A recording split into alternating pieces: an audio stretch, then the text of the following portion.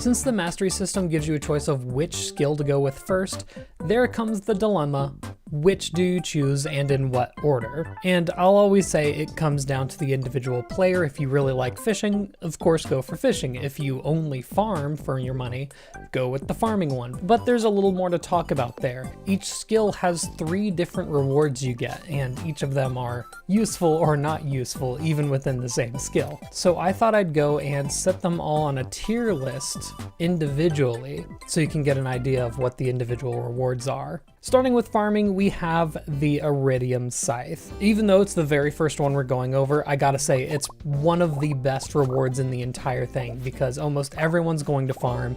It's the best existing way to get money in the game, and it makes harvesting your crops about 5 times, probably more faster. It's gotta go into the S tier. The Statue of Blessings, on the other hand. So I've had a couple of people say that it actually was very useful for them. I think it has niche uses, but most of the time you're going to hit it, see what buff you get, and then not engage in that buff because it's not applicable to what you're doing in that day, or it's just not a good buff. Like if you get granted infinite energy, does that really matter? Especially if you have a lot of the star drops and you're late enough in the game to have the Statue of Blessings.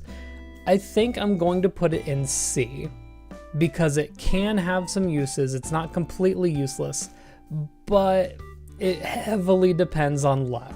And now the golden animal crackers. So these double the amount of items that your animals will drop. This includes any animal in the coop or barn, excluding pigs, and fish ponds. So extremely powerful. I mean, it makes animals twice as good as they were before.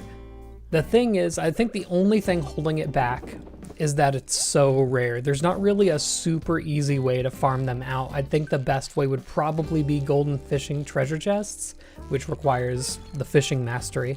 Otherwise, you have the regular fishing treasure chests.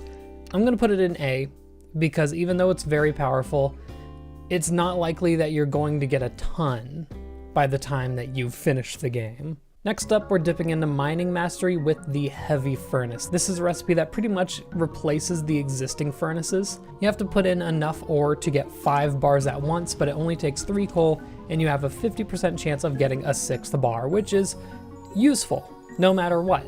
Thing is, you can get this at any point. If you've been stockpiling all of your ore, you can leave this for last and you'll be just fine. You'll build a couple of heavy furnaces and then you're set, you're done. So there's not really a reason to go for it early on.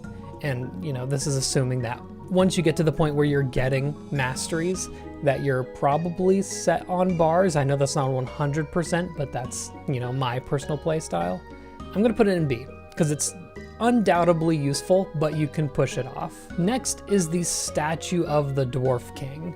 Once again, this is undoubtedly useful. I'd say that its bonuses are better than what the Statue of Blessings gives you, because it's very focused on mining, and they're way better than just the overall kind of random ones. Like, the Statue of Blessings can give you 3 easier fish to catch.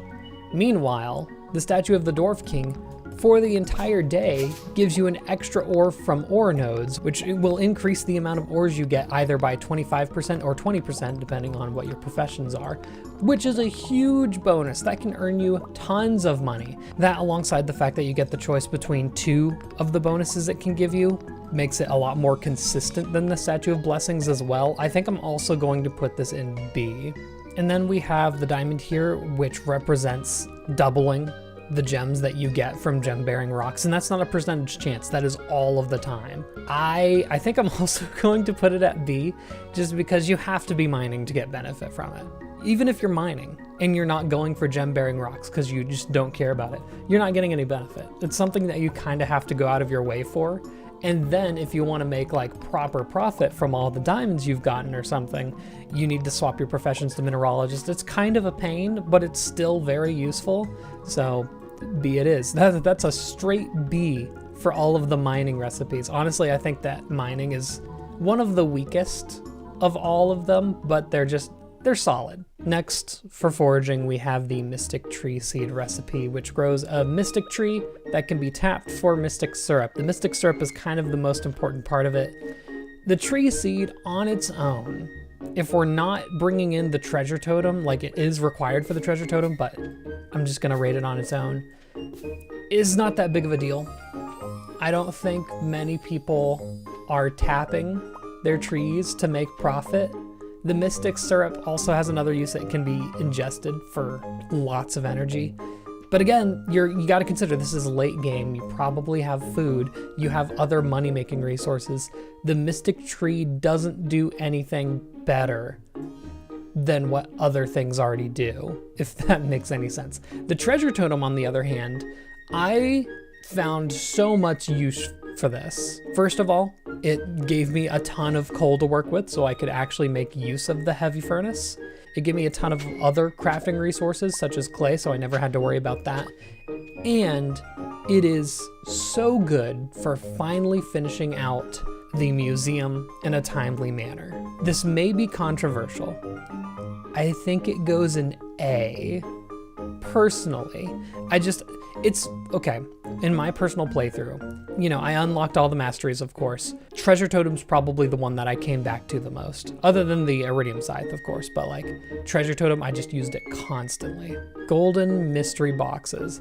So even though these might not be the craziest thing in the game, the thing is, you can find them while doing anything. Fishing, mining, combat especially, even just cutting down trees. You have a 0.6% chance to get a box every single time you hit a tree with an axe. And so they're pretty common, and that can make them actually pretty impactful no matter what you decide to do with your time.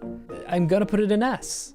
So now we're going into Fishing Mastery, which may be a little less wanted than some of the other masteries. I know fishing isn't the most popular thing in the game. I love fishing, personally. I'm going to rate these on the scale of someone who likes fishing. If you don't like fishing, don't get it. I guess that's the easiest way I could say it. So first we have the Advanced Iridium Rod. All it does is allow you to equip a second bobber in addition to the one that the Iridium Rod gives you. This enables a lot. Like, you can make a super easy fishing setup with double cork bobbers. You can get a super efficient fishing setup with like a deluxe spinner and a quality bobber. There's a lot of ways you can build it, and I think it's really fun to play around with, and it's one of the things that makes fishing genuinely good in the late game. So I'm going to put it in B, because it's not the highlight. Because the highlight is the challenge bait. Challenge bait allows you to catch 3 fish at the same time as long as you get a perfect catch. Each time the fish leaves the bar, you get 1 less fish. If it leaves the bar 3 times, then you don't get the fish at all. So it really finally, something to reward some of the better fishers in the game. It's gotta go in A. Because the amount of money that you can make from utilizing challenge bait alongside, you know, a quality bobber or something like that it's a lot. You can easily earn about 60 to 70,000 gold a day with this, which is only rivaled by having like a huge farming setup. It is the best moneymaker in the game if you ignore crops. And then I have the this little golden bobber here, which represents the chance to get golden fishing treasure chests. I'll be honest, I didn't even notice it. Like, it happens 25% of the time, unless you have a build that's specifically shooting for fishing treasure chests. I don't think it's that big of a deal. There's a couple of things that they can get. Like, it's very similar to the golden mystery box, except you're not going to be getting golden fishing treasure chests nearly as much, not even close in that. And I think the items aren't as good because you get a lot of like basic resources with it as well. Like, you can get copper ore in these. You're not going to get that in golden mystery box. I'm going to put it in D because it was not what I got fishing mastery of. It was just like, oh, it came with it. Finally, we're moving on to the combat mastery. This fish egg, or this frog egg, represents the chance to get trinkets. You can now get trinkets, which is an extra equipment slot where you can get all sorts of like wacky effects. You can have followers, like this frog egg has a frog follow you. Not all the followers are good. I will say that. Personally, even, in fact, I like the frog aesthetically. I hate bringing it alongside me because what the frog will do is it'll eat any enemies that come near you, and it'll be chewing for a while. and then it'll eat once it's done chewing again. Thing is, you don't get any of the drops from whatever monster was nearby. So unless you like need the frog to survive, it's not benefiting you in any way. And that's kind of an issue that quite a few of the trinkets have. The Basilisk Paw makes you immune to debuffs, which you could already do in the base game anyway. The Golden Spur gives you a speed boost if you get a critical hit, which is a very specific type of build. So there's a couple that like just don't come into play. The ones that I'd say are probably on the higher end are the Ice Rod, which freezes enemies, allowing you to kill them easier.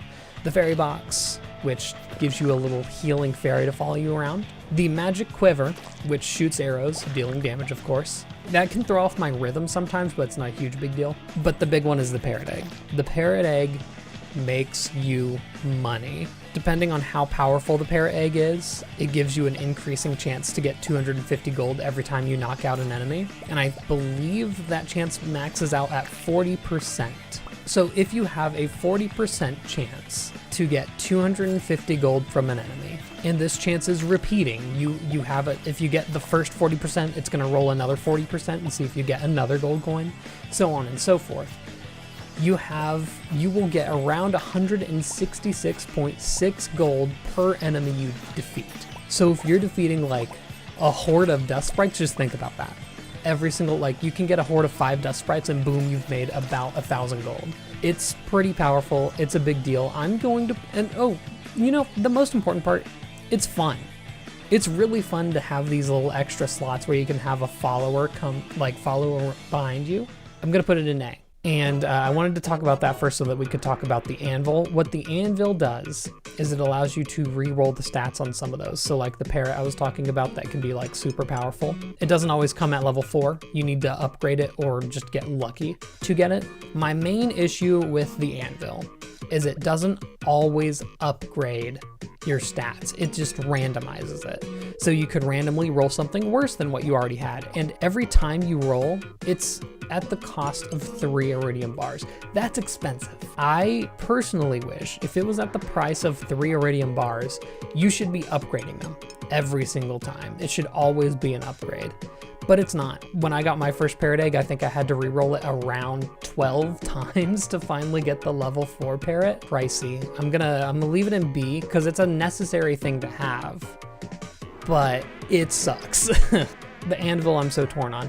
Mini Forge, I'm gonna be honest. I think it's neat. It's a novelty. You know, I feel like I have to put it in D because of that. It's a novelty at most. The Forge isn't one of the things that you use a lot in the game. By the time you've unlocked all the masteries, you've probably already enchanted a tool or two. So it's not like you're going to be going back there a million times. It's a very expensive crafting recipe. It takes 5 dragon teeth, 10 iron bars, 10 gold bars, and 5 iridium bars. That price is not worth it in my eyes. I'd rather just walk a little bit to the Forge every time I want to use it, which is like 5 times in an entire playthrough. Honestly, it just becomes like, okay, it's another thing I have to craft for perfection. So I think I'm gonna put that one in F. So I guess looking at my own ratings here, there's like a pretty even split, high to low. And you know what, now I'm thinking about it, considering these two were things that I like didn't even notice, I think I'm gonna bump up the Mystic Tree to C because it is useful. It's just, it's not beating out other methods. These I actively like just did not notice. I think that's gonna be the difference between C and D. So that's like how I kind of rate everything. You may agree, you may disagree. You know, if you don't like combat, you're probably not going to find nearly as many golden mystery boxes, so maybe that's not important. If you're doing a no farming run, you know, who cares about the iridium scythe? But this rating feels right. Also, I haven't rated them in each tier. They're just there, just whatever I put there first. And I don't think there's any importance to like clarifying, oh, the frog egg beats the challenge bit. Yeah, no, doesn't make any sense. So those are my overall ideas. And if you were going to ask me, what do you choose first? I'm gonna say whatever skill you enjoyed using the most, first of all. But if you don't have a specific skill that you enjoy the most, probably foraging, because it's going to benefit you no matter what because of the golden mystery boxes. And I think in general, most players will probably want to improve their farming. So the Iridium Scythe and the Animal Cracker are pretty big grabs on that end. And then, you know, the Statue of Blessing, even though it's not crazy good, you know, I just check it every once in a while, it does also benefit other skills like fishing and mining. Everything else is a person by person basis. And those are my thoughts, and I'm sticking with it. Thank you for watching. I'll see you in the next one, and good night.